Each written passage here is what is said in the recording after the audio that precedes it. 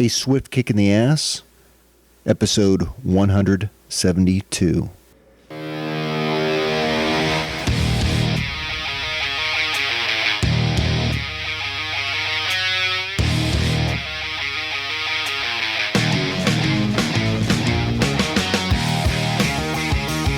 Life is challenging and difficult. No one gets out alive. Time to suck it up, Buttercup. Get ready for a monster-sized boot, aimed to help you get traction on personal change and get living. I am John Curran, your host. Join me as I share my journey, exploring the forces that motivate us to change and help us get through whatever life throws at us. A swift kick in the ass. Life on your terms.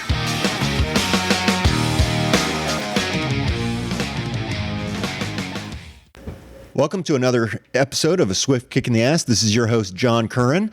And with me today, I have the distinct honor of having Bryan Driscoll, who's the author of a book called The Power of Kindness. Now, Bryan comes to us from Pennsylvania, and I'm kind of interested now what got you on this path of kindness, because that really seems to be just the opposite of what people are experiencing today. And I'll just kind of set off an example. So my daughter's boyfriend was in the convenience store yesterday, and he was just getting a drink out of the cooler, and this guy was next to him and looks over at him and just says, "Nerd," and walks away. Like, before he could say anything, but and I think it's kind of funny, but to me that's just the opposite of kind.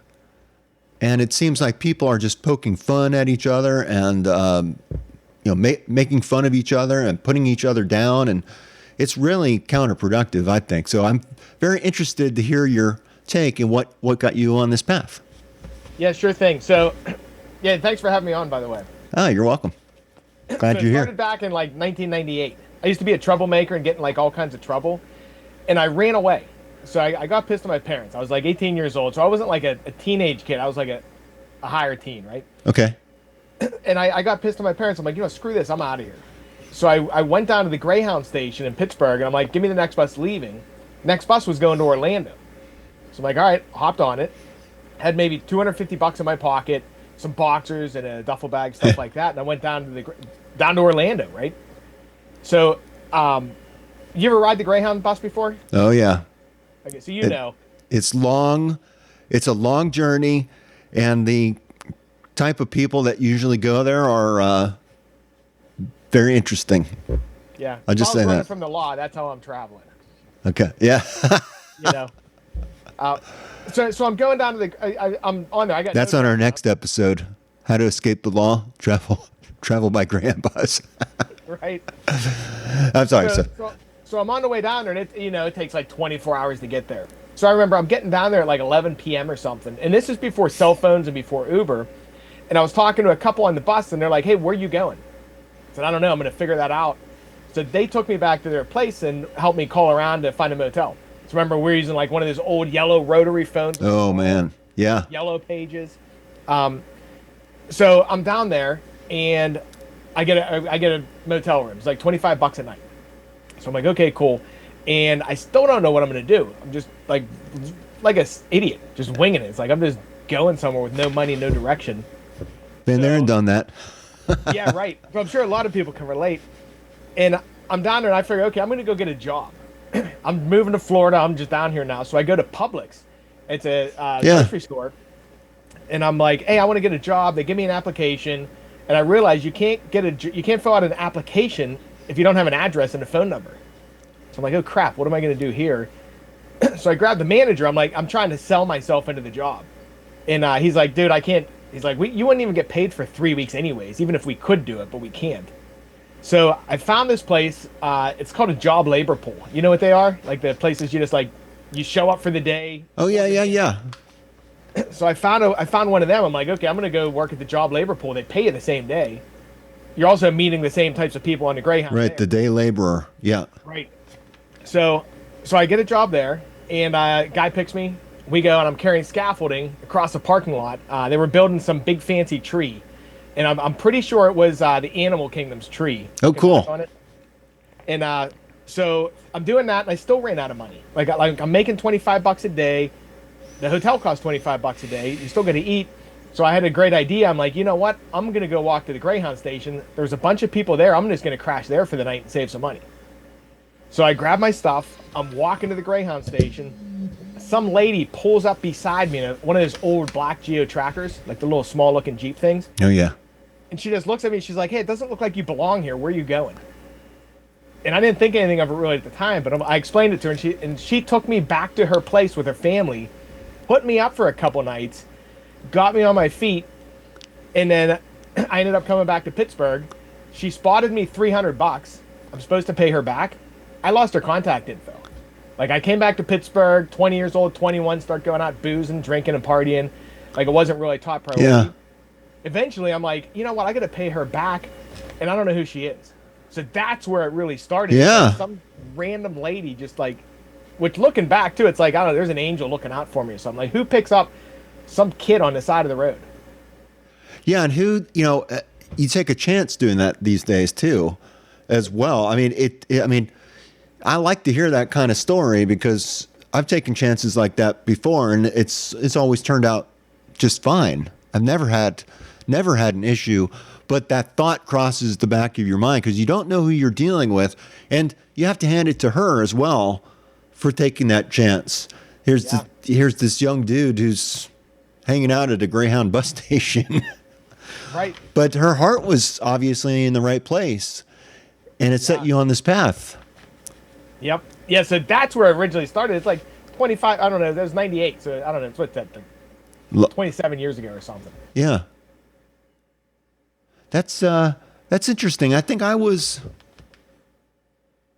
around that time too, I had some difficult times where I was, off by myself, staying with a friend in a weekly, pay by week hotel.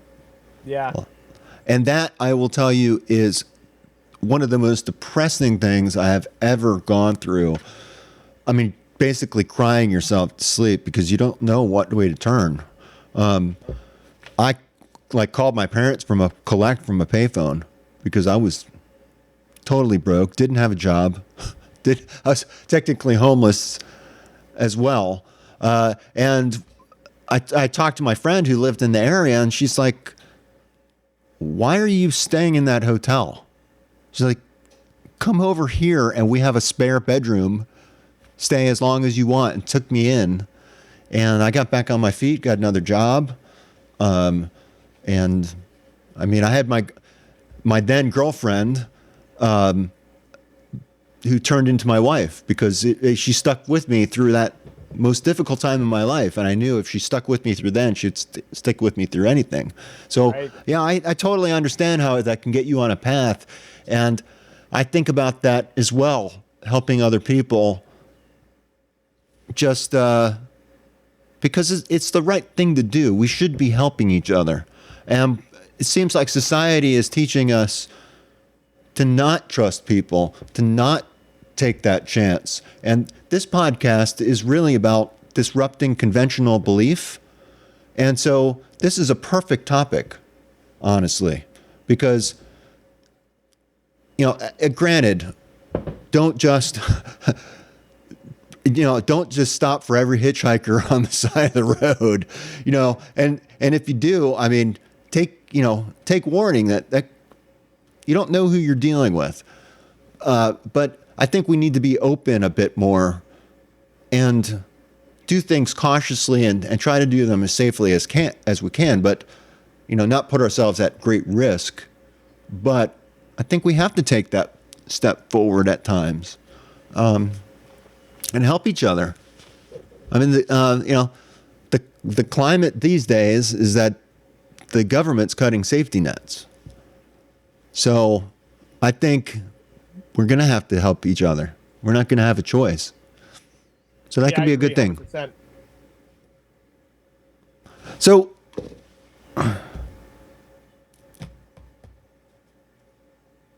So how are people responding to this path of happiness?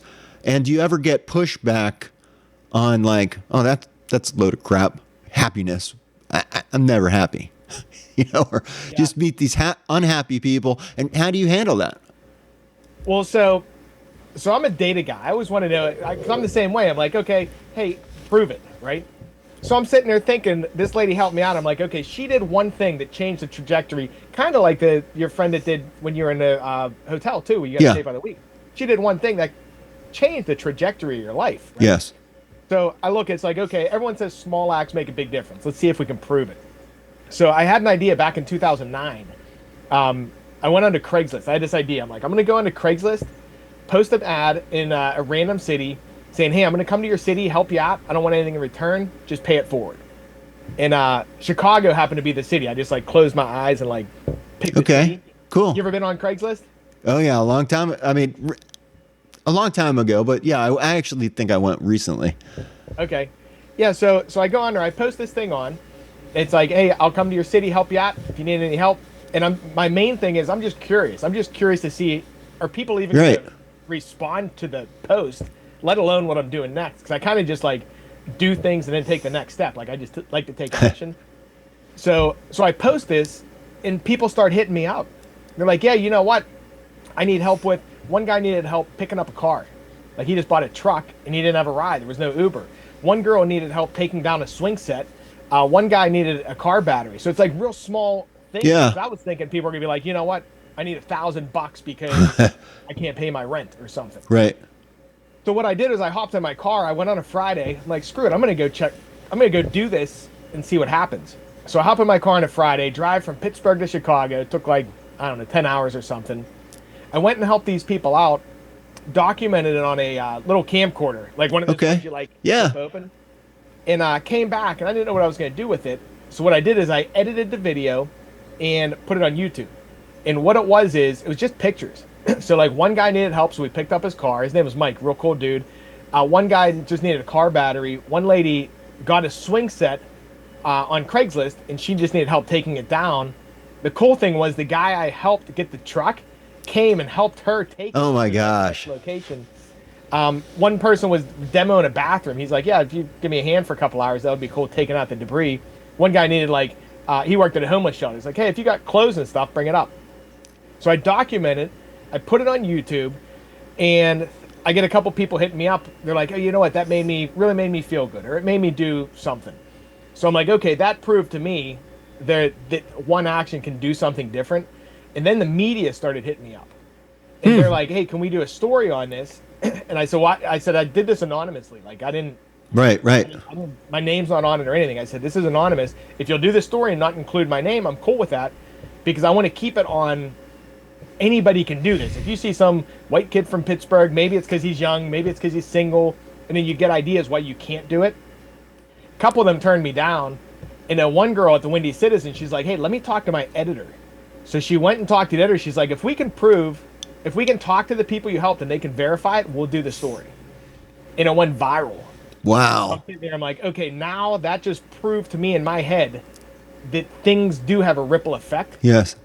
And that's where I kind of concreted it. It's like, okay, and the thing is too, it's like small stuff. Everyone thinks you got to do like huge things. Didn't cost any money. I mean, it cost gas, but nothing really. It's like the small things, like being nice to someone. Like hold the door instead of that guy calling your son a nerd. Yeah. Maybe hold the door open for him. Say, hey, you know what? I like your shoes. Just like small things like that make a difference. Yeah. So that's kind of where I think that's probably a good way to react too when someone calls you a nerd. Yeah. But who's that quick-witted? Right. You always think of the line after. Calling the nerd. Imagine calling your son the nerd. Imagine if he said he likes your son's shoes instead. Not being a jerk, you know? Yeah. No, I'm always meeting people when I go out because I'm just a friendly guy. But I think you learn a lot from different people's perspective. When you ask questions, and happiness, I think, it's a continuum. There's different degrees of happiness, and life can get you down, but you could still be a happy person. I think you could still be a happy person and try to get through the difficulty as best as you can. That doesn't mean, I don't know. It's happiness, I think, will come and go, just like good and bad times, just like everything. But trying to increase the happiness and put forth that effort has this multiplier effect is really what I'm hearing. And I don't know about you, but there was doing it anonymous. I guess I do know about you. So doing it anonymously, you get this feeling inside. It's hard to even kind of talk about. It's such a good feeling knowing that you helped somebody. I had neighbors down the street a couple of years ago. Her husband was ill. She needed to have her toilet unplugged, and it's a shitty job, but someone had to do it. So I went in there, and it's like walking the dog or something down the street, and she came out and, can you help me? And I was like, sure. So I did that, and about 2 or 3 weeks later, my wife, it got back to me that someone had told my wife that I did that. She's like, what? Why didn't you tell me? I was like, just helping her out. So it's not but it kind of felt good too to know that when good things happen, people talk about it as well. Even if it's not even if it's not directly with that person that was helped, maybe they're talking to someone else and spreading it. And I love it. Yep, I agree. I love it. Yeah, I believe too, like as far as the small acts and impact, that too translates to creating positive change in your life too. These little, most of the time, I think people think in extremes. They either think extreme bad or extreme good, but reality is somewhere in the middle of that. And so when you're trying to make changes in your life, you're shooting for the, outfield, you're shooting for that home run. But really it's the bunt that gets you on base and gets you moving. It's taking that small action and making tweaks in your life that not only affect your life, but can make everyone else happier. I know that the changes I've made in my own life have made my family much happier. But I love that, small change and big impact. Yeah, and you're right too. It is the small things. And the thing I notice is too, it's like, just do it. Like, don't keep thinking about, like you're talking hitting a home run. Just go do something small. Like, when you take action, then you keep doing it and you pivot. Like, you're gonna fail, you're gonna get punched in the face, but like you're gonna see what works and what doesn't, and you're moving at least, not just getting held up in your head. Yeah, I know I'm gonna mess up my own mantra here on the website, but it's move forward, get pushed down, and get back up again. And you learn through that process each and every time. And I know you mentioned getting stronger, mentally, boosting your mind and becoming stronger. I think it does change your perception. It opens up the world. You start to see people in a slightly different way. A lot of times I think people are forgetting empathy, or how to empathize, how to put yourself in someone else's shoes. As hard as we could try to do that, you're never really you can't be in their shoes. But you see it through your own lens and through your own experiences. But I think a lot of people don't even try anymore. And I hope that your efforts, I know you've inspired me to push back and be more positive and try to create happiness. So you've made a difference in my life, and I know you're going to keep on going out there in your day-to-day life and keep throwing those pebbles in and making the ripples. That's the goal. And that's why I came up with the book, The Goodness Game, because I kind of like, it's like, okay, how can we make it into a game? not necessarily like a game like Monopoly, but how can we break it into small bite-sized rules almost that people can follow? Because I think a lot of people, myself included, sometimes just get held up in the thought. Yeah. I don't know what to do. So it's like, okay, I broke it into 5 roles. It's like, okay, here's the very simple things. Do this, and you're good. Yeah, I like that. I agree with you. How do you eat an elephant? Right? One spoonful at a time. Yep.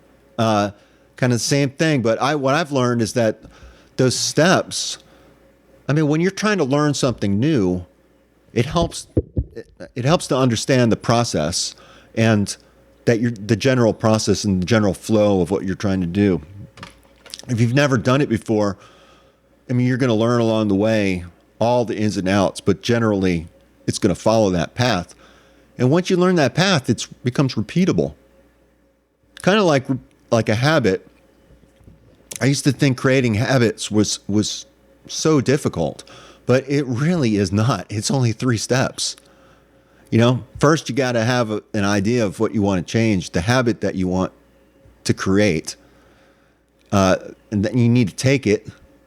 And it's best to tie that with some existing habit, like brushing your teeth. I brush my teeth every day. So I wanted to start doing push-ups. So like right after my push-ups, I hit the floor and did push-ups in my bathroom. And I did that for like a year. And it becomes long-term change. But rewarding yourself after you take that action is all you really need to do. Take the action, or think of the action, do it, and then reward yourself. It's really simple, but how many people really do it? Right. But it is, it's like a big snowball effect. Just keeps rolling down, gets more speed, and before you know it, you're wiping out your towns with kindness. Right. Yeah. And the thing is, it feels good. Like you feel good when you make a difference. Like when you help people.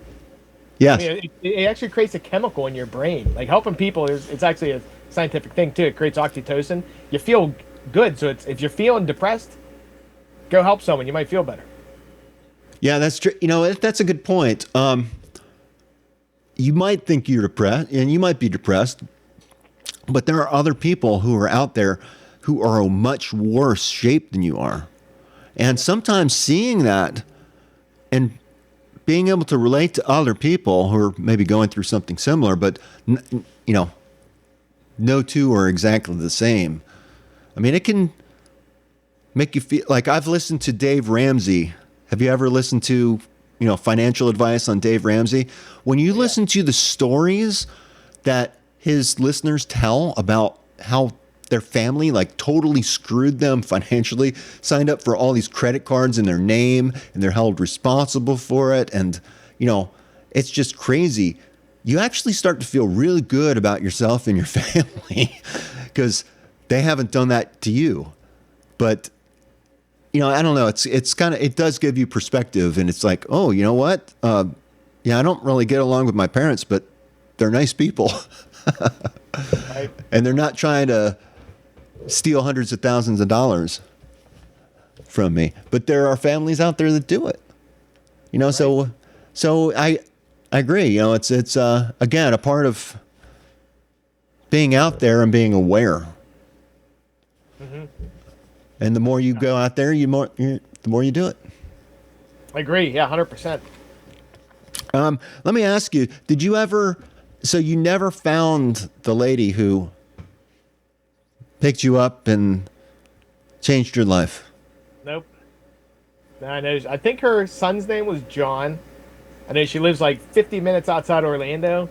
They had a horse. She had a ranch style house. Yeah. Had a white fence around, but they had a horse in the yard for some reason. And a humongous cat. They had this, it looked like a cheetah. Almost like a oh my gosh. Lived in their house, But no, I don't.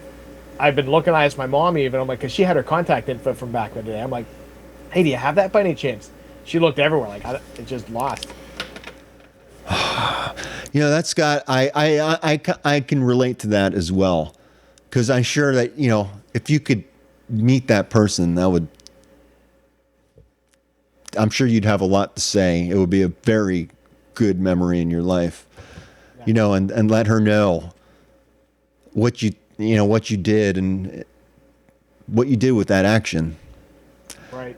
And the thing is too, it's like from her side, she's like, hey, you know what? I helped some kid out and he ripped me off at $300. Yeah, that could be it. She could be calling you names. Right. Could have really used that, but I don't think that's the case. No, I don't know. I don't think people do that. I think people have different views on money, and you just generally don't lend money to strangers. You just give money to strangers, and if they ever give it back, that's great. But I don't think that expectation's there. If they are, then maybe they have it coming. Because I think they're setting themselves up. You can't control other people's behavior. You can just hope for the best, really. Right. Yeah. So that's what I was wondering. I'm like, it created a big impact on my life. It would be cool to let her know that. Yeah. And well, maybe she's listening. You never know.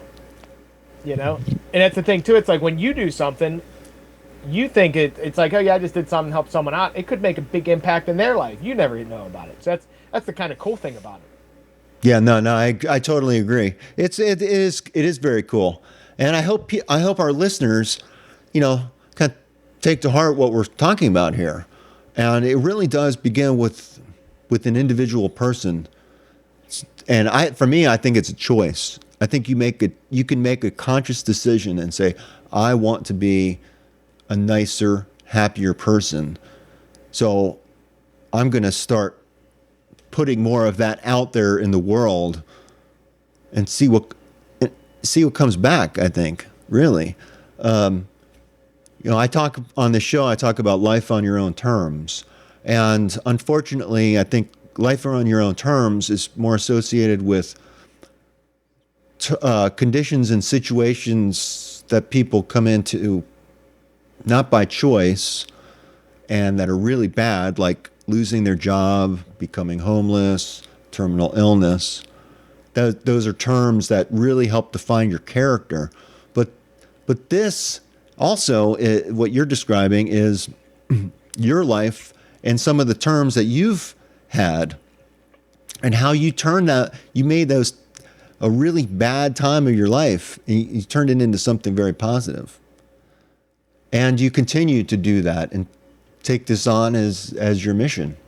Writing a book about it and going out interviewing and traveling to different cities. How many cities did you go to? Was it just Chicago or did you go to other places?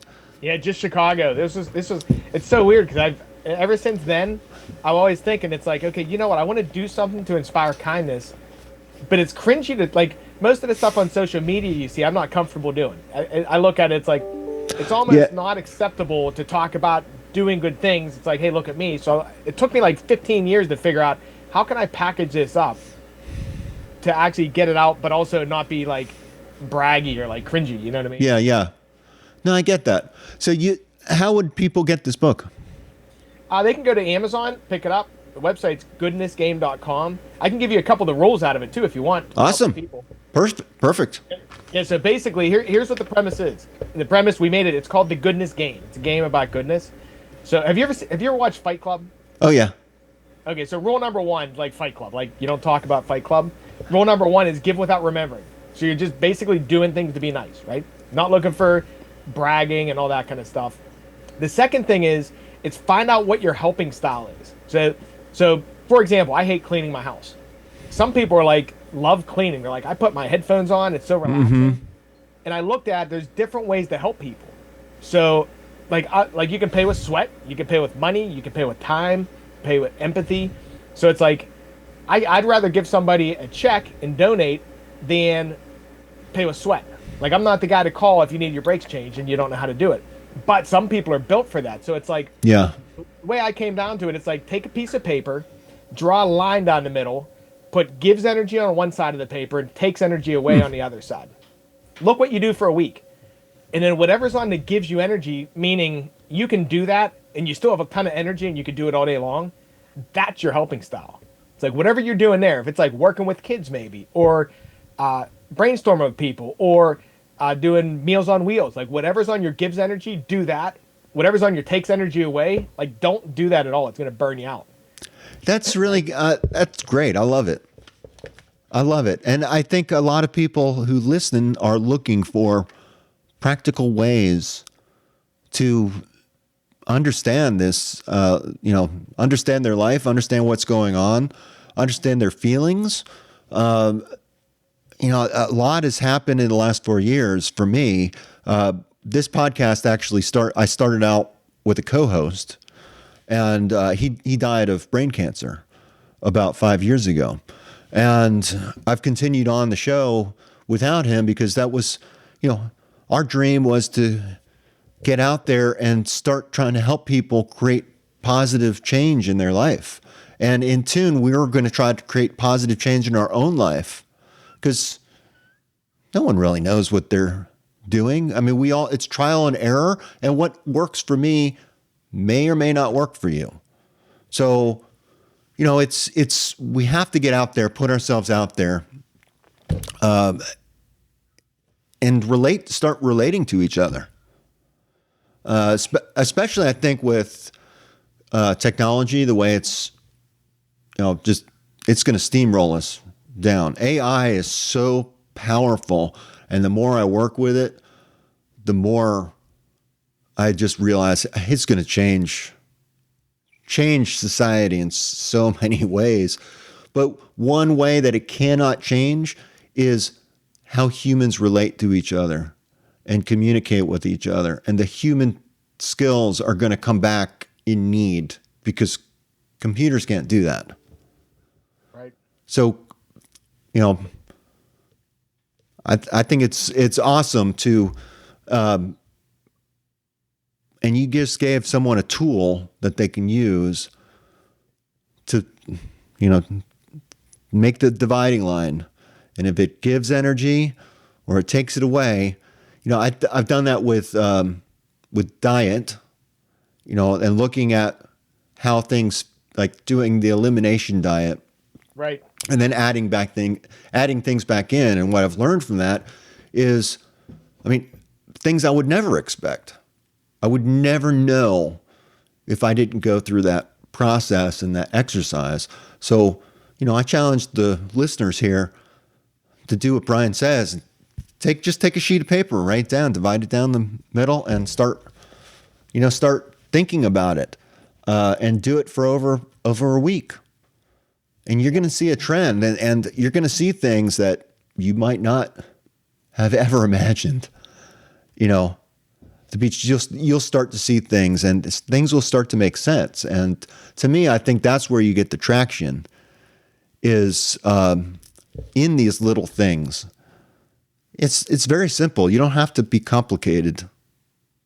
And I think that's where most people actually go wrong is they overcomplicate things. Scale it back, and just plain simple happiness. How do you feel is a great way to start.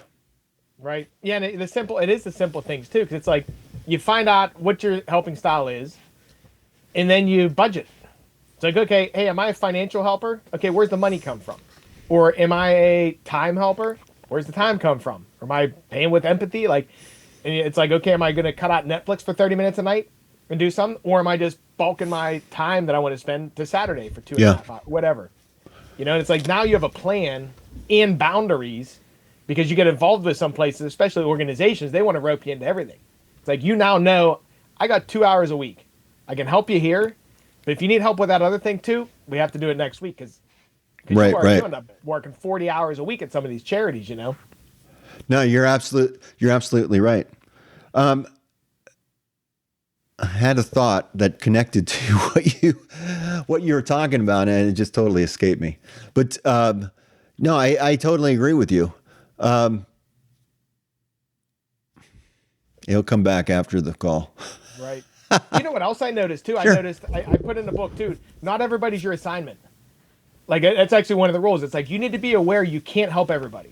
So it's like it's okay if that what your helping style is. Yeah. Right?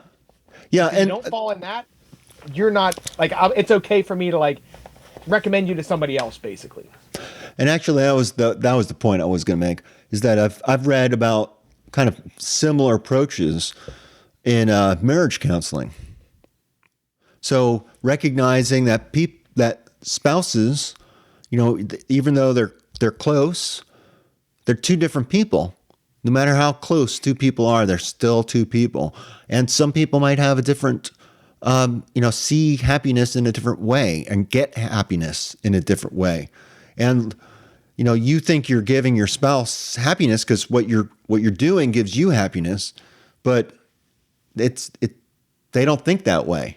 So they're not receiving it that way. They're receiving it total opposite. Yeah, it's like the 5 love languages. Yeah, I think that's actually the name of the book. Yep. I actually have my wife's love language plastered on my phone, so I see it all the time. Because we have different. Yes. Boy, if I want her to feel good, it's like I gotta tell her nice things. Versus me, I don't care what people tell me nice stuff. Like that's not my thing, Yeah, I'm the same way. My wife said, I noticed that you call the dogs all these pet names, but you don't ever call me pet names. So now I started calling her Honeybee. And she thought it was ridiculous now, but now I see like a little smile come out, and it's like, it's so silly to me. I'm just calling her a silly little name, Honeybee. Right. But to her, it's a sign of affection, and she loves that. Yep. So again, it's when you're doing things for happiness. I mean, in the name of happiness, sometimes you're not doing it for your happiness. Like especially if you're a parent, I think that's so true. Is that I'll do things not for my sake, but for the sake of my wife or my children. Like paying for my oldest daughter's college was not something I wanted to take on, but it was important to me to do that. So I took it on, and I'll do that for each of my children. But I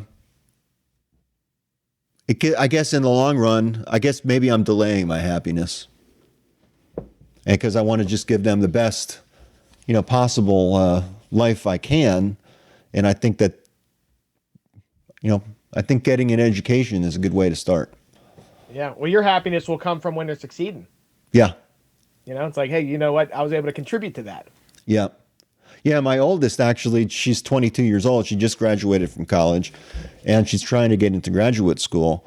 And we just transferred the title of her car into her name, because she's old enough to take on the insurance and everything. She has a job. And, well, I'll tell you, as a parent, it's just she's leaving the nest. She's launching, and that's a really good feeling. So it's awesome. So let's see. Probably about time to start wrapping this up. But I love this. I love the concept. I love what you're doing out there, and I hope that our listeners, also get that out of this podcast, and go find your book and take a look at it and read it and take it to heart and put it into action. Yeah, just go out, and you can even go onto the website too. I even have it on the website. You can download it for free if you can't afford it. Awesome. But go on the website. You can download the stuff. Find out what your helping style is, and basically just go out and take action. It's super small stuff. So is that thegoodnessgame.com? Yeah, just goodnessgame.com. Goodness Game. Yep. Okay. Say that 5 times fast. Right. No, perfect. Perfect. Well, I appreciate having you on the show, Bryan. Do you have any final comments or?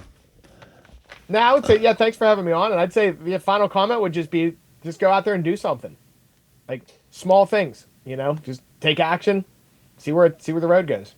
Sounds awesome. Sounds like great advice. Well, I thank you again. And I hope one day that you find that lady who offered you assistance all the way back then. I hope you get to kind of close the loop on that. I know that's going to feel good. And Boy, that would be great if this show was a part of that. I would love that. That would be awesome. That would be awesome. But I won't tell anyone about it. Hey, well, thanks for having me on. All right. Thank you, Bryan. So this is Bryan Driscoll with your host, John Curran, on A Swift Kick in the Ass. Peace.